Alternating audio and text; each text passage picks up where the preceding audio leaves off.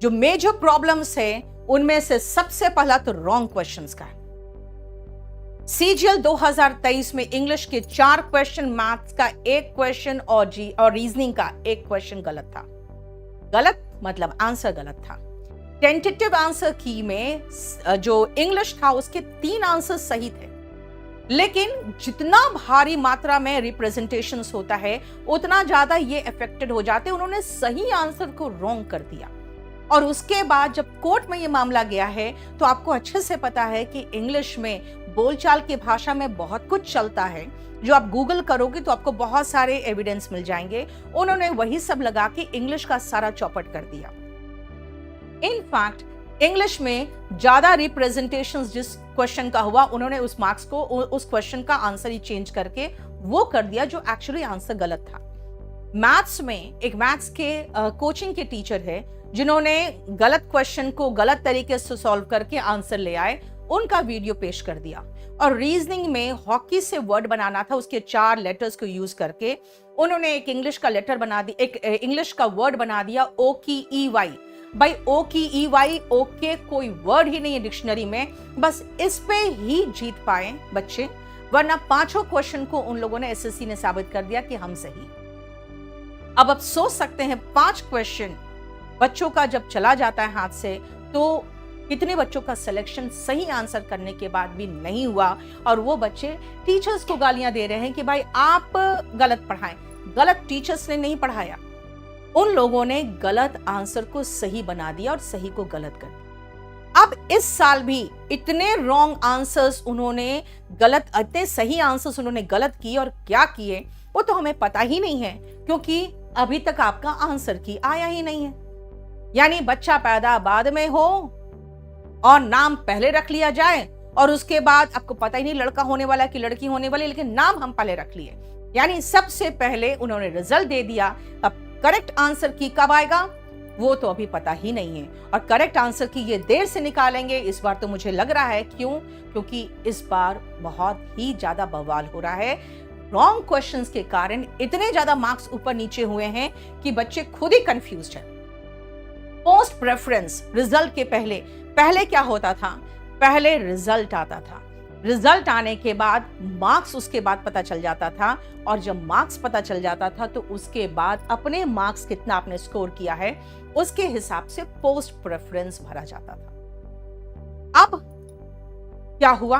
तो अब सबसे पहले पोस्ट प्रेफरेंस भरिए और उसके बाद रिजल्ट आएगा और उसके बाद मार्क्स पता चलेगा। एक्चुअली सबसे पहले तो मार्क्स पता चलना चाहिए, उसके बाद रिजल्ट आना चाहिए, फिर पोस्ट प्रेफरेंस होना चाहिए। ये सब कुछ उलट पुलट करके एसएससी पूरी की पूरी ट्रांसपेरेंसी खत्म करना चाहती है, क्योंकि ये नहीं चाहती है कि बच्चों को पता चले कि सिलेक्शन हम किस बेसिस पर किस तरह से दे रहे हैं। और पोस्ट प्रेफरेंस के लिए बच्चे कई बार हमसे पूछते हैं, मैम पोस्ट प्रेफरेंस क्या भरे, हमें ऐसा चाहिए, हमें वहां पे चाहिए सिलेक्शन, हमें इस सिटी में रहना, हमें पोस्ट प्रेफरेंस क्या होना चाहिए। यार मैं क्या बताऊं, आप लोग इतने ज्यादा इन्फ्लुएंस्ड होते हो इस पोस्ट प्रेफरेंस से कि पिछले साल जो 3rd रैंकर था वो टीए भर लिया था अपना पहला पोस्ट प्रेफरेंस में, उसको पता ही नहीं था कि उसका 3rd रैंक आने वाला। तो इसीलिए पोस्ट प्रेफरेंस में हमेशा सजेस्ट करती हूँ कि भाई जो तुम्हें सबसे ज्यादा पसंद है पोस्ट वो पहले भरो। तो मैम अगर इस पोस्ट में मेरा साउथ इंडिया ट्रांसफर हो जाए तो इसलिए आपको सभी टीचर्स सिर्फ तुक्का मार के बता सकते हैं कि पोस्ट प्रेफरेंस क्या भर सकते हो। उसका कारण यह है कि जब तक तुम्हारे मार्क्स पता नहीं, अब तो और पता नहीं, क्योंकि नॉर्मलाइजेशन होने के बाद आपके मार्क्स कहां से कहां पहुंचेंगे तो किसी को कुछ पता नहीं। तो इसीलिए पोस्ट प्रेफरेंस बिफोर रिजल्ट बहुत घातक है।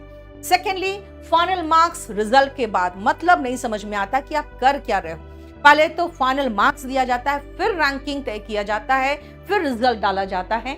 एनीवे, सबसे बड़ी चीज क्या है कि मेंस एंड डबल शिफ्ट ही मेरे दिमाग में डबल डाउट क्रिएट कर रहा था कि भाई मेंस डबल शिफ्ट में कैसे हो सकता है और क्यों हो रहा है, और अगर हो रहा है तो नॉर्मलाइजेशन होगा ही होगा, और फिर नॉर्मलाइजेशन के बाद क्या होगा। तो ये आपका सबसे घटिया डिसीजन जो एसएससी का था, और वो मुझे लग रहा है इंटेंशनल डिसीजन था मेंस को डबल शिफ्ट में लेने का। ये सबसे बड़ा घातक साबित हुआ है बच्चों के लिए। उसके बाद जो मैंने आपको कहा कि रॉन्ग आंसर्स के सही आंसर्स बनाते कौन है, पहले तो ये बता दो। क्योंकि आपको तो शर्म आनी चाहिए, क्योंकि हम लोग जो ऑर्डिनरी आपके सामने कुछ नहीं है, अगर हम लोग सही आंसर बता दे रहे हैं तो आपके जो बैठे हुए एक्सपर्ट्स हैं वो सही आंसर देने के बाद उसको गलत कैसे कर दे रहे हैं, मुझे यही नहीं समझ में आ रहा है। यानी कि जितने ज्यादा रिप्रेजेंटेशंस जाएंगे आप उस आंसर को चेंज कर दोगे। हमें पहले लगता था कि किसी भी क्वेश्चन का एक रिप्रेजेंटेशन जाएगा तो उसका आंसर चेंज हो जाएगा अगर सही रिप्रेजेंटेशन में सही आंसर को एक्सप्लेन करके बताया गया है तो। लेकिन नहीं, अभी आप 100 रुपये कमाने के चक्कर में ज्यादा से ज्यादा रिप्रेजेंटेशंस मंगाते हो और जितने ज्यादा रिप्रेजेंटेशंस आ गए आप क्वेश्चन को उसी के अनुसार चेंज कर देते हो, जो बच्चे कहते हैं वही कर देते हो। ये तो सबसे बड़ा बवाल है नॉर्मलाइजेशन। अब आइए, वेटिंग लिस्ट अगर नहीं होगा, नॉर्मलाइजेशन मीन्स में रहेगा तो आपका भला नहीं हो सकता। और ये भी हम डिस्कस कर चुके हैं कि अलग अलग एग्जाम्स में 10th 12th एंड ग्रेजुएशन में आपको डिफरेंस इन लेवल रखना पड़ेगा। अगर नहीं रखोगे तो 12th वाले आके जितने ब्लाइंड है ना उनकी जगह पे एग्जाम देंगे और उनका जो लिस्ट होगा ना वो यूआर से ऊपर जाएगा। यही चलता आएगा जो अभी चल रहा है। अच्छा, दूसरी बात है वेटिंग लिस्ट नहीं लाने का ये अपना जेन्युइन एक बोलते हैं कि हमारा एक जेन्युइन रीजन है कि हम इसलिए वेटिंग लिस्ट नहीं लाते हैं क्योंकि ये जो वैकेंसी से कैरी फॉरवर्ड हो जाता है। मुझे जरा एक बार एक्सप्लेन करके बता दीजिए कि आपके 2023 में वैकेंसीज थे करीबन 8000, 2022 में क्योंकि पीए भी इधर आ गया था तो वैकेंसीज थे करीबन 37,000 समथिंग थे, यानी करीबन 38,000 वैकेंसीज थे। क्या 38,000 के वैकेंसीज में से 8,000 इनके खाली नहीं रह गए होंगे? ऑफ कोर्स रह गए होंगे क्योंकि रिपीटर्स उस समय भी बहुत थे। रिपीटर्स तो खैर हर साल दर साल रिपीट कर रहे हैं। अगर इतने खाली रह गए होंगे जो कि रहे हैं तो मुझे एक बात बताइए, फिर 2023 के आपने कितने वैकेंसीज निकाले थे जो कैरिड फॉरवर्ड 37,000 वैकेंसी से कैरिड फॉरवर्ड होने के बाद भी आपके 8,000 वैकेंसी से? इसका मतलब है कि ये बिल्कुल ही झूठ है, ये कंप्लीटली एक लाई है कि आप कैरी फॉरवर्ड करते हैं। आपका इंटेंशन ही नौकरी देने का नहीं, आपका इंटेंशन ही बच्चों को इतना त्रस्त कर देने का है कि बच्चा एग्जाम की तैयारी करना छोड़ दे। जैसे कि एयरफोर्स में बच्चे तैयारी करते थे, हजारों लाखों की संख्या में बच्चे तैयारी कर रहे थे। जैसे ही आपका अग्निवीर आया, अग्निवीर आते ही बच्चों ने तैयारी करना छोड़ दी। आप एसएससी में ग्रुप बी की नौकरी दे रहे हैं, आपको समझ में आ रहा है? आईएएस पीसीएस के बाद सीधा सबसे बड़ा नौकरी देने वाला आप कमीशन हो। आप इतने भारी संख्या में ग्रुप बी की नौकरी निकाल रहे हो और उसमें ऐसी हालत कर रहे हो कि बच्चे त्रस्त होके सरकारी नौकरी की तैयारी ही छोड़ दे। क्या आपका साफ साफ ये इंटेंशन नहीं झलक रहा है? आप ऐसे ही बता दीजिए वैकेंसीज नहीं आएगा, तुम लोग सब रेडी लगाओ। तो क्यों पढ़ेंगे बच्चे? फिर उसके बाद 8वीं 9वीं करके वो रेडी लगा लेंगे। अब आइए 2024 में टाइपिंग टेस्ट। भाई टाइपिंग टेस्ट का भी पेपर आपसे ढंग से बनाया नहीं गया।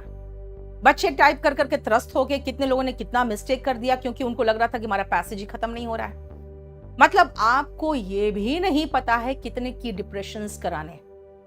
मतलब इतने सालों से एग्जाम कंडक्ट कराने के बाद आपसे टाइपिंग का भी पेपर नहीं बना और उसके बाद फिर इसका री एग्जाम कराना पड़ा।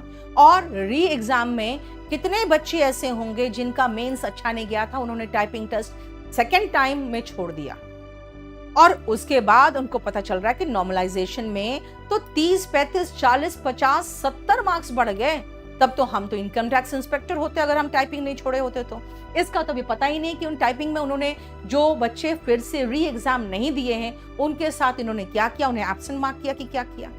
आपसे टाइपिंग का पेपर अगर नहीं बन रहा है, जो सिर्फ एक कहीं से पैसेज उठा के उतने की डिप्रेशंस दे देने हैं जो कि आप अपने कंप्यूटर में काउंट कर सकते हो, तो फिर क्या उम्मीद करें कि आप पेपर ऐसा बना सकते हो जिसमें मिस्टेक नहीं हो।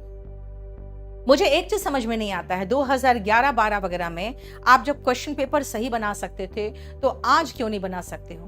क्या एकमात्र मकसद ये नहीं है कि ये 100 रुपया करके हम करोड़ों रुपया कमा ले?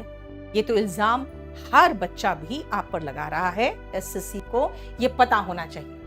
और दूसरी बात, एक चीज और है कि कई बच्चे ऐसे होते हैं जो जेन्युइनली कहते हैं कि मैम हम चाहते हैं कि हम एमटीएस में मेरा सिलेक्शन हो गया है, या सीएचएसएल में हो गया है, मेरा सीजीएल में भी हो गया है, क्या कोई ऑप्शन है कि हम वहां पर अपना एप्लीकेशन विड्रॉ कर लें? आप ये भी तो ऑप्शन दे सकते हैं वेटिंग लिस्ट के साथ साथ। वेटिंग लिस्ट के साथ साथ अगर ये एप्लीकेशन विड्रॉवल ऑप्शन हो जाए बच्चों के पास, आपको समझ में आता है कि कितने बच्चों का भविष्य सुधर जाएगा, कितने घर का चिराग रोशन हो जाएगा। घर में बस एक सरकारी नौकरी चाहिए जिसके लिए इनको सिर्फ 2 चीजें करनी थी, एक वेटिंग लिस्ट और एक एप्लीकेशन विड्रॉवल ऑप्शन दे देना था, जिससे बच्चे कम से कम अपना एप्लीकेशन विड्रॉ कर ले उन एग्जाम से, उन पोस्ट से जो अब उनको ज्वाइन ही नहीं करना है। 2024 में जो मैंने आपको बताया कि 2023 और 2022 के जो बच्चे थे, करीबन 2024 में 33% सिलेक्टेड कैंडिडेट्स थे जो 2024 में हुए हैं जिनका। उसमें उसके बाद अभी हाल में ही एमटीएस का रिजल्ट सेम डे आया और सीएचएसएल का रिजल्ट हाल में आया। इस हिसाब से अगर देखोगे तो जितने वैकेंसीज 18,000 प्लस वैकेंसीज जो थे, उसमें करीबन 50% वैकेंसीज तो उन लोगों के द्वारा फिल्ड है जो ऑलरेडी कहीं ना कहीं सिलेक्टेड है। ठीक है, एमटीएस और सीजीएल सीएचएसएल वाले सीजीएल ज्वाइन करेंगे, लेकिन जो पहले से ही अच्छे पोस्ट पे सिलेक्टेड है, जिनको अब नहीं चाहिए, उनके लिए तो कुछ ऑप्शन खोलिए आप।